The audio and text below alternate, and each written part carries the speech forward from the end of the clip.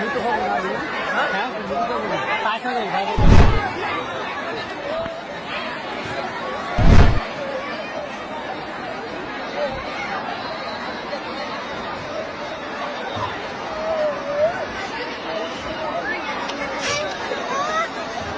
যে বাবা, এই যে বাবা।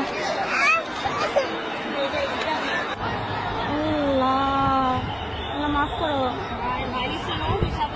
আল্লাহ, কিরকম আগুনটা লাগছে ভাই। এটা কোন জায়গা থেকে কি হইলো